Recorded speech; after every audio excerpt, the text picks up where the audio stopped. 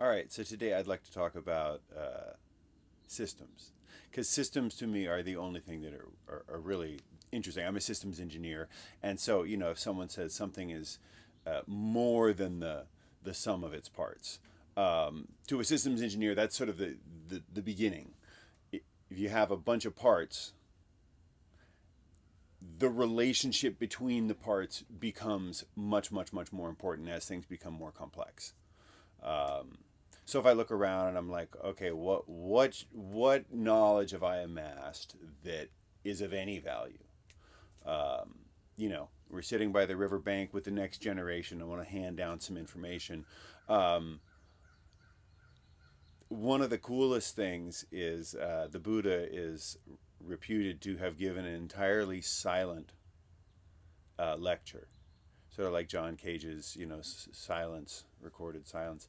So he's about to give this lecture, and he picks up a flower, and he looks at the flower, and he just starts cracking up. And he's like, the flower is such beauty and such symmetry and such perfection, and any theory that you might have will explain how this flower came to be, right? And your mind is blown. So you realize how minimal you are and how great the universe is and everything. So he just kind of looks at the flower, and then he looks at the audience, and he holds up the flower to the audience with all the assembled monks, and they all just chill for like an hour looking at the flower. And anytime anyone has like a question, and he's just kind of like looking at the flower, right?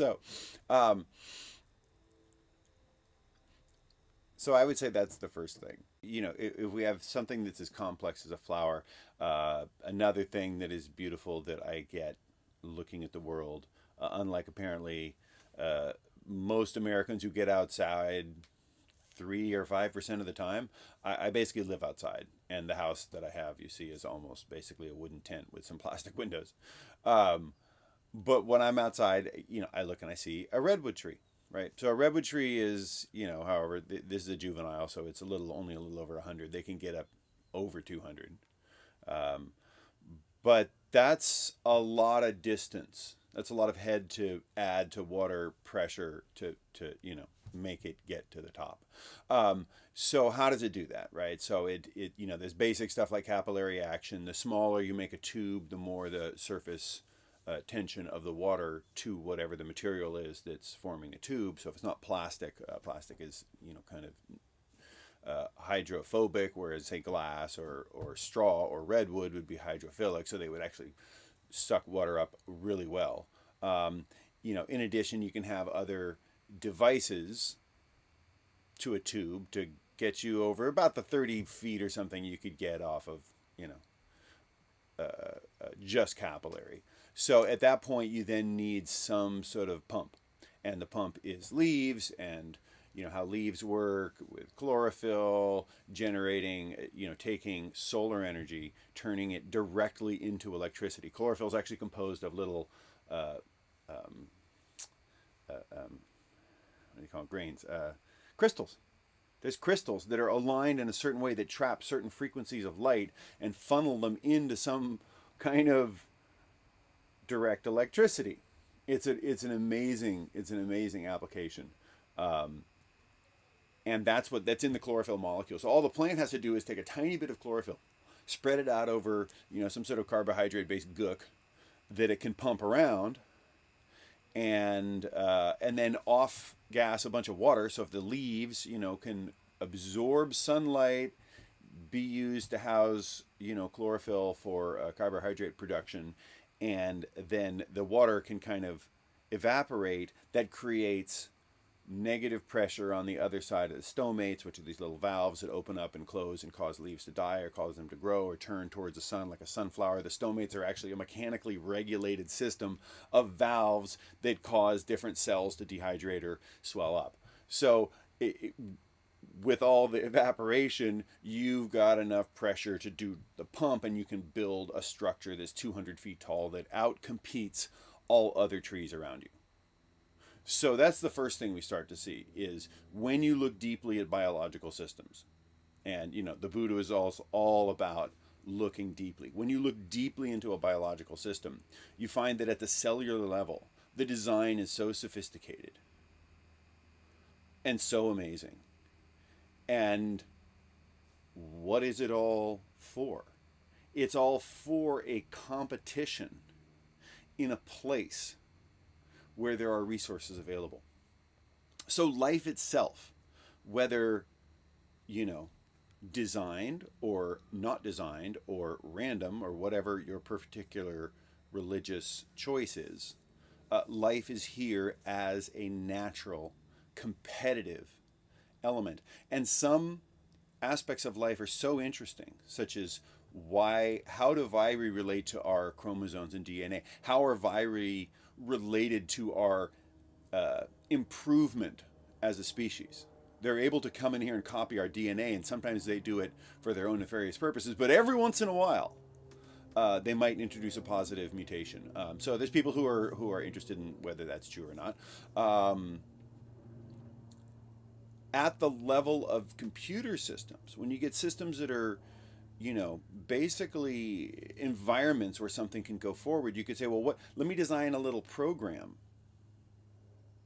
that could optimize itself and adapt to certain changes by modifying itself, and see if I can get this program to be have hegemony in this environment. If you did that, you might find that one species runs amok, and pretty soon you got 100% hegemony. You've got nothing but this one program, or in our case, a yeast or a microbe or a virus. I mean, it just fucking runs everything, and then there's no resources, so it just dies out. So designing a program that could be self-perpetuating and keep winning, but yet allow itself to lose a certain percent of the time and allow itself to adapt, this is really quite a trick. And most of the biological world is like this. It's actually highly adaptable.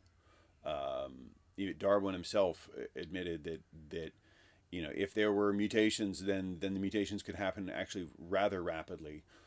And whatever the mechanism was, sometimes there were species that seemed to evolve in a few thousand years and make a significant change within 7,000 years or something like that. And that a number of the species around them seem to kind of mutate at the same rate. So if you believe in evolution, even there, you've got systems that are reacting to the individual actors, and the actors and the system form a marketplace. So marketplace is the next thing that I really want to talk about after systems theory. A marketplace is a system in which the participants have decided that a little bit of surety would be good for everybody. So you participate in the marketplace with the expectations that certain things are going to happen. So even in the worst drug hollow, den, you basically know that if you know the right people and you show up with the right cash and you don't do anything like an asshole, you will probably walk out with your drugs. If you don't know the right people and you walk in with a bunch of cash, you'll probably die, right? So these are known rules, and so that becomes a marketplace. People are willing to participate in the marketplace at whatever level of surety there is.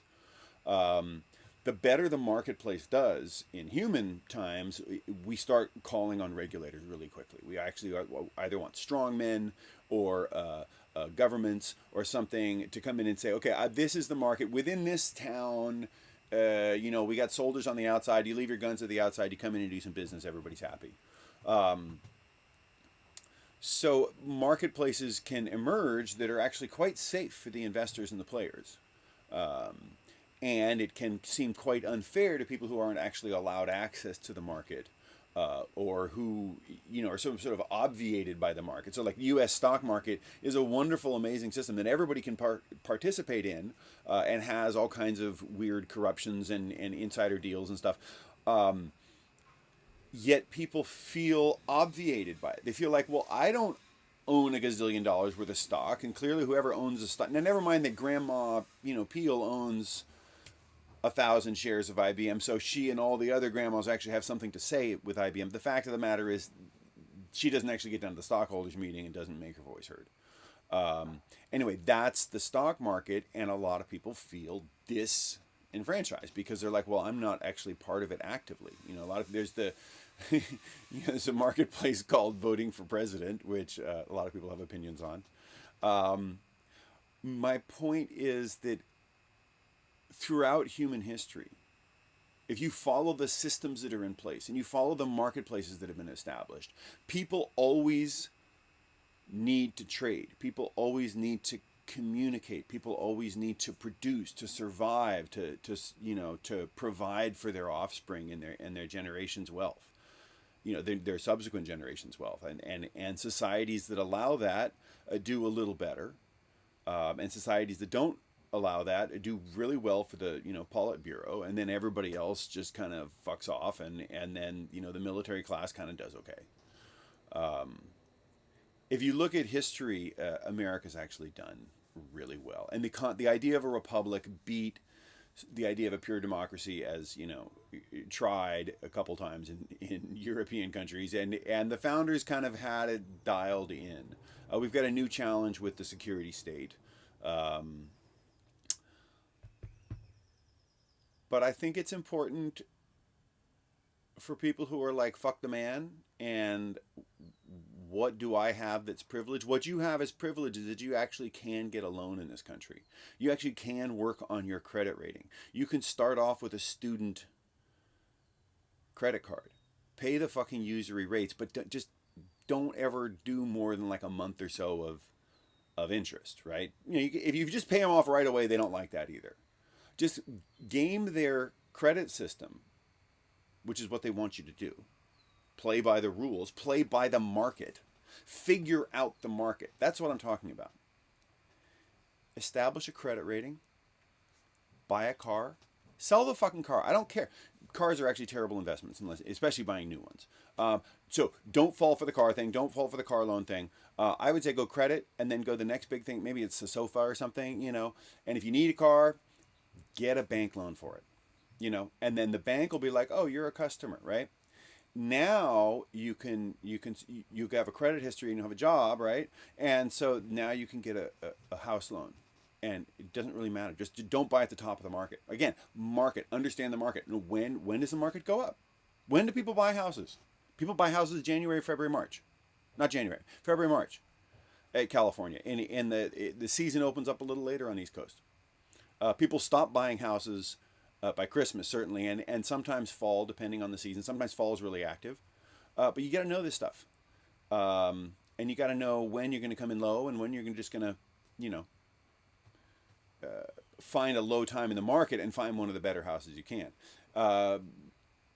What's to know about houses? Houses you should fix yourself. You should figure out, train yourself how to fix a house and start off with, you know, being an apartment manager for somebody, being responsible and learning how to, you know, fix things. And then when you do a house, then you can have an Airbnb or something. Anyway, that's one tactic, but the basic idea is you follow the systems, you follow the market, and the market is understand interest rates, understand lending, amortization, understand credit rating, be a part of the credit system. You're going to be screwed by the credit system anyway. You might as well understand the fucking system, right? And basically, you have to figure out the cost of money. You have to figure out who do you know, what regulations do you have to follow. Don't do anything rash. Invest in good stuff like real estate or a small business that you grow organically. You know, and the marketplace that the capitalist free market, medium mixed amount government interference U.S. system, probably still the land of opportunity. So anyway, that's my preaching for the day is study biology, study markets, and don't study computer programs too much or you'll want to write a worm that takes over the world. Thank you and good night.